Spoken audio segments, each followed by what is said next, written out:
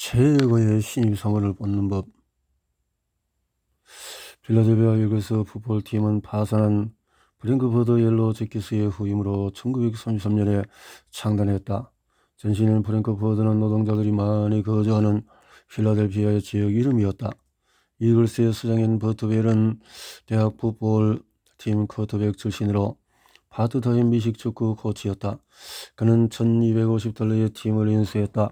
벨 아버지는 주 검찰총장이었고 집안 대대로 부동산 재벌이었지만 그는 가업에 관심이 없었다. 풋볼맨이 되고 싶은 생각뿐이었다. 이글스의 출발은 순조롭지 못했다. 그들은 플로그라운드에서 자이언츠를 상대로 첫 경기를 치렀고 56대 0이라는 놀라운 점수로 패했다. 그 다음에는 홈 구장에서 포츠머스 스파른타스를 상대했고 이번엔 25대 0으로 격파당했다. 존 라이젠버그의 증언에 따르면 팀 성적이 워낙 형편없다 보니 벨은 이글스 경기 티켓을 사는 관객에게 무료 세차권이라도 줘야 할 정도였다. 그럼에도 경기장에는 관객이 거의 없었다. 1934년의 시즌도 별반 다를 게 없어서 이글스는 처음 6번 경기를 치른 동안에 내리 5패를 기록했다. 벨은 의기소침해졌지만 어떻게 하면 분위기를 반전할 수 있을지 몰랐다. 다른 팀들보다도 높은 금액을 지시하며 잘나가는 유망주를 영입하려 해도 선수들이 이글스 같은 약팀에 계약을 하려 하지 않았다. 벨이 내린 결론은 다음과 같았다. 사슬의 강도는 가장 약한 고리가 결정한다는 속담이 있는데 우리 팀이 바로 그런 가장 약한 고리였다. 부익부 빈익빈은 해마다 심해졌다. 그치. 벨이 생각해낸 해결책은 시스템 개조였다. 시스템 개조. 1935년 5월 벨은 풋볼 드래프트 제도를 창설하자고 제안했다. 이런 상으로는 간단한 제도였다. 프로 입단을 희망하는 우수한 유망주를 한데 모아서 리그에서 성적이 가장 낮은 팀에게 가장 먼저 선수를 선발할 기회를 준다. 즉 성적이 낮은 팀부터 차례대로 선수를 선발하자는 것이었다. 대등한 실력을 도모하는 것 압도적인 뉴욕 자이언츠와 참담한 이글스의 간극을 최대한 줄이는 것이 드래프트 제도의 목적이었다. 성적이 나쁠수록 보상을 받으니 역방향 능력주의였다. 자이언츠 구단주인 팀 마라조차 드래프트 제도의 필요성을 이해했다. 이 제도는 그의 팀에 불리했지만 그것은 리그를 위해서 프로 풋볼을 위해서 프로 풋볼계의 모두를 위해서 감수해야 하는 위험 부담이었다. 말하는 말했다. 관객들이 원하는 것은 경쟁이다. 벨의 제안은 연간 수익이 $150가 넘는 오늘날 NFL 길틀이 되었다. 드래프트는 1936년에 구단주들이 호텔에 모여서 신문기사와 소문을 근거로 선수를 선발하는 비공식 행사였지만 이내 가장 중요한 연례 행사로 발돋움했다. 시즌 성적이 낮은 팀들에게는 어마어마한 혜택이 주어진다. 드래프트에서 어떤 선수를 뽑느냐가 향후 몇 년 동안의 성적을 좌우할 수도 있다. 선수를 잘 뽑으면은 이를테면 톰 브레디, 최다 수상이나 패트릭 마홈스, 라마 잭슨 같은 선수를 뽑으면 당연히 우승 트로피를 거머쥘 확률도 높아진다. 선수를 잘못 뽑으면 향후 몇 년 동안에 계속 패배할 가능성이 크고 패자 부활의 기회를 제대로 살리지 못한 셈이 된다. 드래프트가 이렇게 중요하다 보니 NFL 팀들은 드래프트 전문가에게 거금을 투자한다. 스카우트를 대거 동원해서 대학팀 선수들을 개별적으로 관찰하고 데이터 분석가를 통해서 통계를 탐독한다. 드래프트 기간에는 성격과 지능검사를 통해서 해당 선수가 프로리그에 와서 얼마나 성공적일지 그 가능성을 최대한 가늠하려 한다. 하지만 이런 투자가 대개는 돈 낭비라는 충격적인 사실이 밝혀졌다. NFL은 80년 전부터 드래프트 제도를 운영하고 있지만 가장 훌륭한 선수를 선발하는 믿을 만한 방법을 아직도 찾지 못했다. 경제학자 케이드 메시와 리처드 세일러가 최근 풋볼 드래프트를 분석한 자료에 따르면 선수 선발은 기본적으로 라스베이거스의 주사위 굴리기와 다를 바가 없는 도박이다. 풋볼 팀들은 드래프트에서 특정 선수를 영입하기 위해 다른 팀에 돈을 주고 우승권을 사들이곤 한다. 메시와 세일러는 1차로 선발된 선수가 다음 순번으로 선발된 같은 포지션의 선수보다도 NFL에서 더 나은 성적을 거둘 가능성을 살펴보았다. 하지만 안타깝게도 풋볼 팀들의 드래프트 선택이 합리적이라는 증거는 거의 또는 전혀 없었다. 1순위로 선발된 선수가 나중에 선발된 선수보다 더 좋은 성적을 거둔 비율은 52%에 불과했다. 이 두 경제학자의 연구에 따르면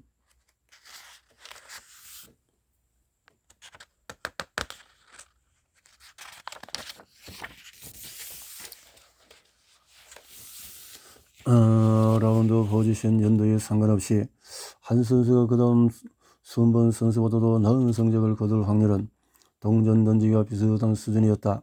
그런가 하면 NFL 단장들에게 공포를 선사할 만한 통계자료도 있다.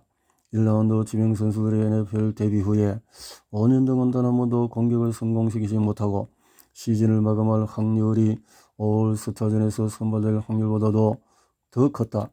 NFL 팀들이 무지를 인정한다면 그에 걸맞게 작전을 수정할 수 있을 것이다. 스카우트들의 의견을 글로서 듣고 대학 시절의 성적은 NFL에서 활약과 연관성이 미미하다는 것을 기억하면 된다.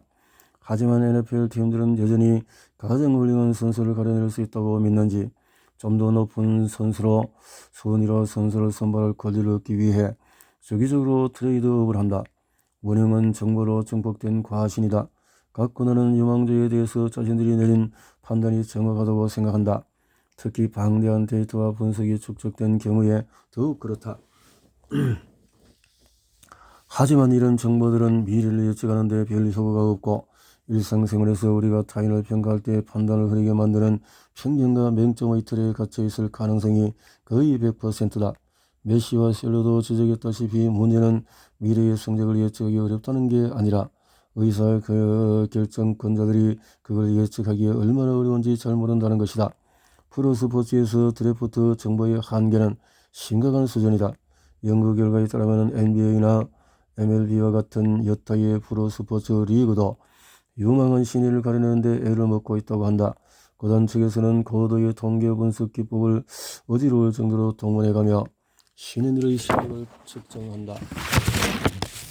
몇 년 동안 관찰하고 과학적으로 평가한다. 두 경제학자는 말했다. 풋볼보다는 선수들의 실력을 예측하는 데 있어 신입성을 뽑는 대부분의 다른 회사보다도 확실히 유리하다. 그럼에도 불구하고 이토록 특수한 분야에서조차 인간이라는 수수께끼를 완전히 해결할 수는 없었다. 그래도 희망은 있다. 비결한 타일에 관한 우리는 기본적으로 아무것도 모른다는 사실을 잊지 않는 것이다. 이에 버스터의 소설 이론을 빌려오자 신인 선수들을 훌륭한 소설서의 입체적인 캐릭터로 간주하고 그들에게 우리가 모르는 우리의 흐를 찌르고 당혹감을 선사할 재주가 있음을 기억하는 것이다. 자신이 뭘 모르는지 아는 것이 훌륭한 풋볼 경영진의 가장 중요한 덕목이 아닐까 싶다. 뉴 잉글랜드 패트리어츠의 벨리칙 감독을 예를 들어보자. NFL 드래프트판에서 벨리칙의 필살기는 트레이드 다운이다. 즉 높은 순위에서 선택할 수 있는 유망주 선수를 그보다는 전망이 좀 떨어진다고 평가받은 여러 명의 선수와 방합바꾸는 것이다. 그단주 신뢰할 만한 인재 판별력을 갖추었다면 이는 좋은 작전이 아닐 것이다. 미래의 슈퍼스타를 포기했던 것은 아닌가? 하지만 선수들의 실력을 예측하는 게 그토록 어렵다는 사실을 생각하면 다음 브레드는 2000년도 드래프트 199순위였다. 좀 더 많은 선수를 확보하는 것이 오히려 영리한 작전이다. 벨리칙은 드래프트가 도박에 가깝다는 사실을 안다. 여기서 돈을 딸 수 있는 유일한 길은 최대한 배팅을 많이 하는 것이다. 그의 결정적인 무기는 풋볼 선수들을 둘러싼 미스터리를 해결한 게 아니다. 미스터리가 존재한다는 사실을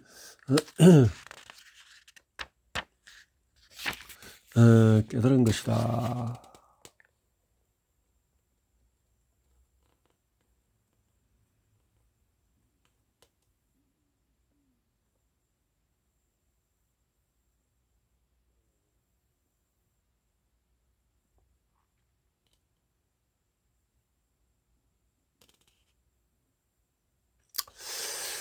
자, 브레이트와 발기부전의 해결책.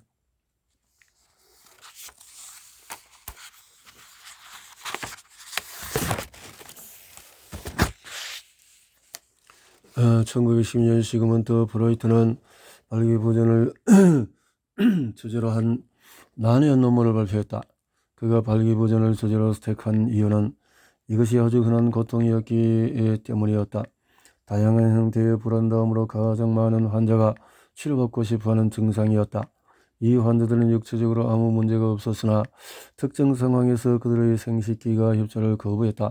문제는 심리적인 데 있었다. 프로이트는 이런 증상을 시민성 발기부전이라고 표현했다. 지금 그의 논문을 읽어보면 시대에 뒤떨어진 한물간 조정으로 느껴지지만 그가 소개한 의학적인 문제는 오늘날에도 여전히 지속되고 있다. 매사추세츠주의 남성 노화 연구에 따르면 40세 이상 70세 이하 남성의 52%가 그렇다. 심지어 젊은 사람들도 예외는 아니다. 18세 이상 25세 이하의 스위스 남성 9천여 명을 조사한 바에 따르면 30%가 최소. 이러듯이 이런 흔한 이유는 뭘까? 프로이트의 증상이 심하지 않아서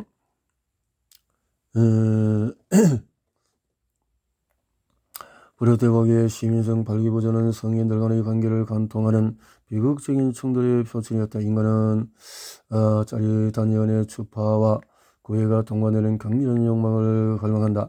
이 욕망의 근원은 미스터리다. 우리는 사랑에 빠진 파트너에게 대해서 계속 연구하고 상대가 어떤 것을 좋아하고 지금 기분은 어떤지 살핀다. 이 모든 비밀이 기분 좋은 것에 도움이 된다. 그래서 이렇게 해서 낭만적이지 않은 습관과 관계를 위험에 빠뜨릴 수 있는 루틴이 생성되는 것이다. 프로이트는 사랑과 욕구의 충돌이 불가피한 삶의 형실이라고 보았다. 식지 않은 열정은 이룰 수 없는 꿈이었다. 결혼은 그 로맨스를 포기한다는 의미였다. 노이로즈에 걸리거나 이혼을 당하지 않으면 다행이었다. 하지만 최근에 여러 정신분석 심리학자는 프로이트가 지나치게 비관적이었다는 결론을 내린다. 수도 없는 그래서 커플이 또 이런 잘 좋은 커플이 있다는 거죠.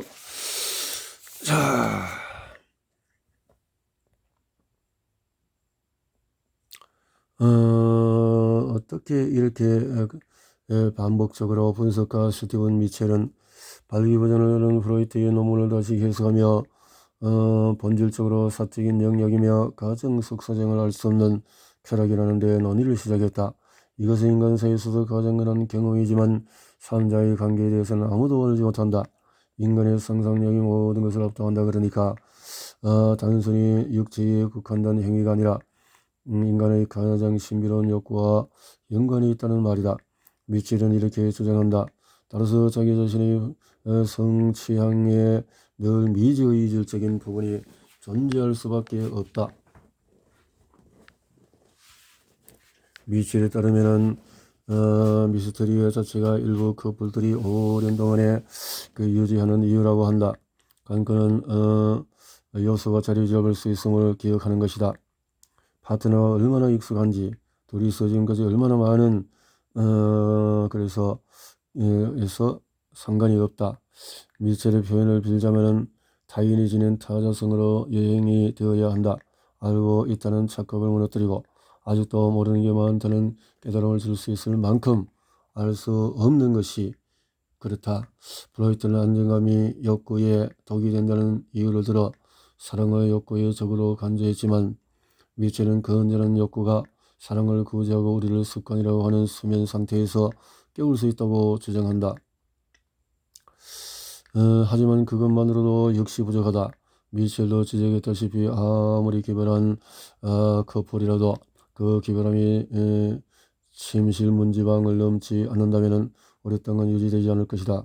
건강한 커플은 자아 확장의 욕구, 새로운 방향으로 자신을 발전시키고 탐구하고 개발하고 싶은 인간의 근본적인 욕구를 서로 작용한다.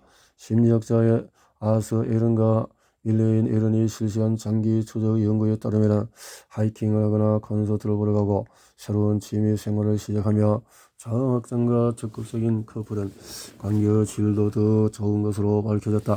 결혼한 커플에게 볼룸 댄스 수업 같은 직접 체험하는 활동과 영화 관람 같은 즐길 수 있는 활동 중에 하나를 임의로 배정해 준 뒤에 10주 뒤에 컨설한 또 다른 연구 결과에 따르면 체험하는 활동을 함께 한 커플의 관계 만족도가 훨씬 향상되었다. 자가학장을 함께 경험한 것이 관계를 유지할 확률이 더 높인 것이다. 자가학장의 경험은 더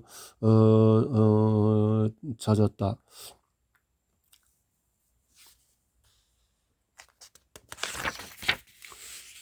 이렇게 해서 상관관계는 분명했다. 커플들은 자아가 확장되는 기분을 느낀 날 훨씬 많이 느꼈고 이로 인해서 그의 행동도 34% 증가했다. 욕구가 증가 지속하는 데 따라서 자아 확장의 긍정적인 효과는 미스터리에 뿌리를 두고 있다. 프로이트는 성욕 감소를 필연적인 현상으로 간주했지만은 최고진 연구 결과에 따르면 서로의 새로운 면모가 드러나는 활동을 함께한 커플은 다시금 불이 붙었다. 새로운 활동을 통해서 나 자신의 몰랐던 측면을 발견하고 나의 파트너가 입체적인 존재라는 것을 깨닫게 된다. 그래야 호기심이 유발되고 타인의 수수께끼 같은 존재라는 것을 인정하면 우리의 행동은 달라진다. 파트너의 요구사항과 미묘한 뉘앙스의 차이에 좀 더 관심을 기울이는 저보다 괜찮은 연인이 된다. 공감 능력이 발달하고 마음이 너그러워지며 친구라 모르는 사람들을 판단할 때 나를 판단할 때와 같은 기준을 적용하게 된다. 인간은 복잡하다. 나 자신도 알 수 없는 존재다. 설령 예술을 통해서 얻을 수 있는 깨달음이 이것뿐이라 하더라도 이것만으로 충분하지 않을까? 자, 이제 5장으로 넘어가서 미스터리 전략, 모호하게 흥미롭게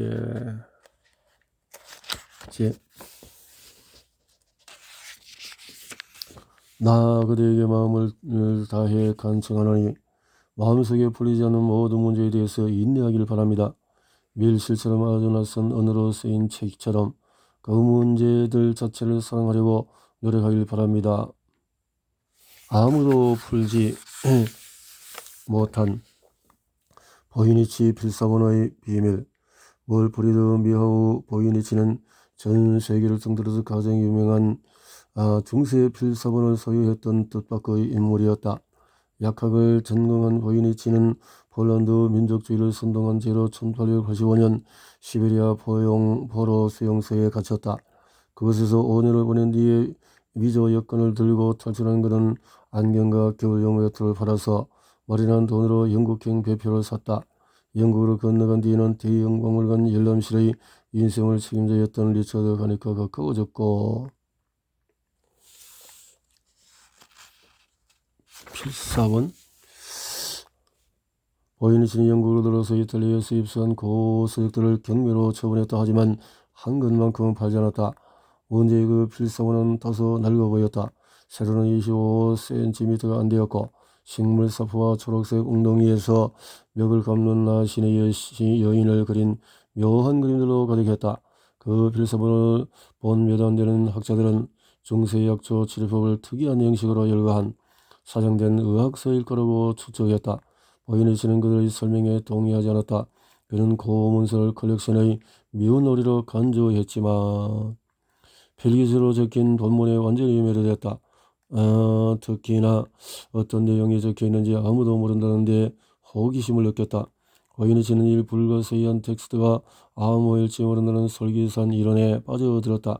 그는 홍보의 대가답게 뉴욕타임스와의 인터뷰에서 이 조그만 필사본이 중세 흑마술이 20세기 과학보다도 훨씬 앞선 기술이었다는 증거가 될 것이라고 선포했다. 그렇지만 보이니치의 초기 시도는 실패로 돌아갔다. 본문을 도저히 해석할 수 없었기 때문이다. 보이니치는 돌보기로 찾길 바라는 간절한 마음으로 미국 육군의 MI8 암호 해독관의 필사본을 넘겼다. 그들이라면 본문을 그림과 매치하고 암호를 역설계 해 금세 해석할 수 있겠거니 기대했다.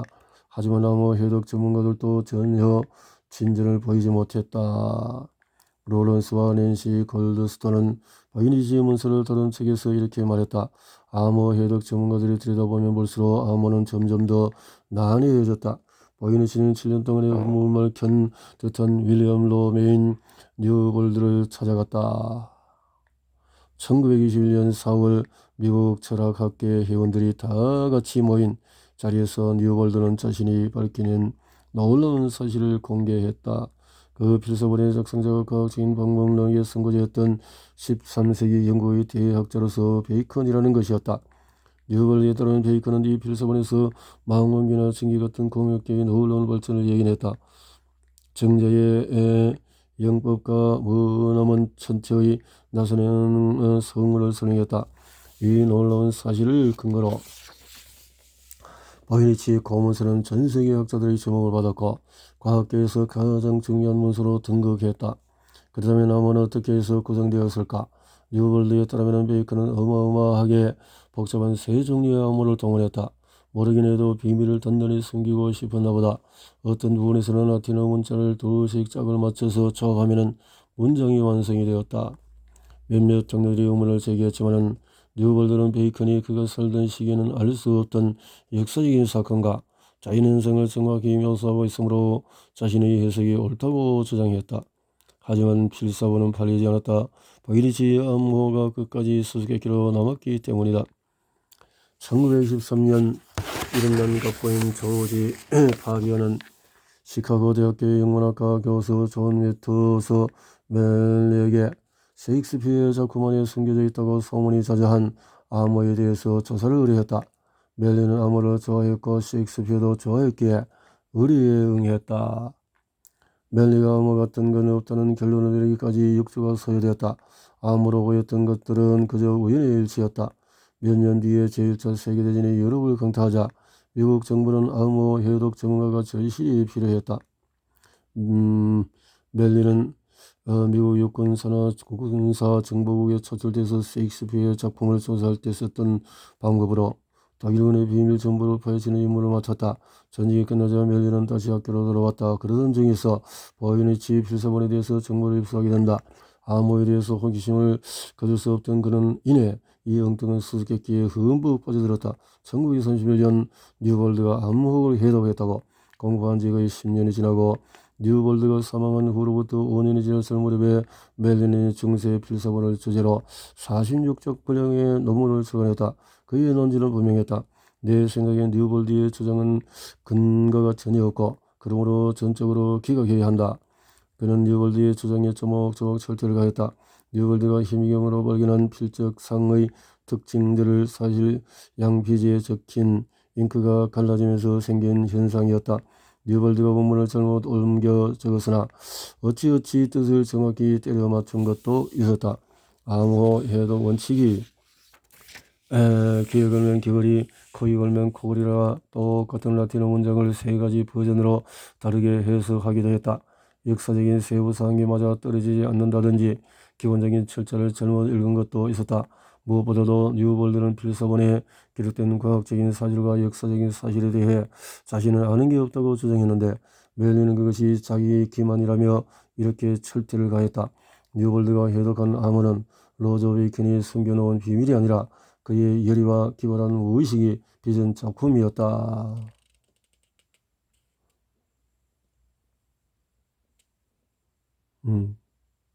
이런 사기극이었다. 그 말이네요.